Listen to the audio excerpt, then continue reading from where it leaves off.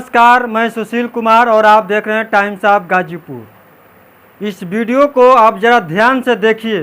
ये इतनी छोटी सी बच्ची महज 2 या 3 साल की होगी।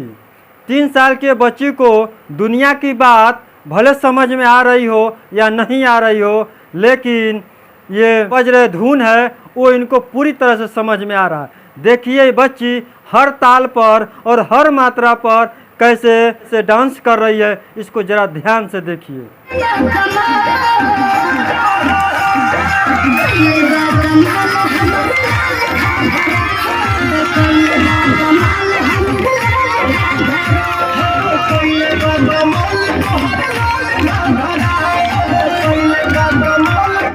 ये इतनी छोटी सी उम्र में इस बच्ची को ये गुण कहाँ से आता है, ये बच्ची कहाँ से सीख पाती है, ये अपने आप में एक चमत्कार से कम नहीं है।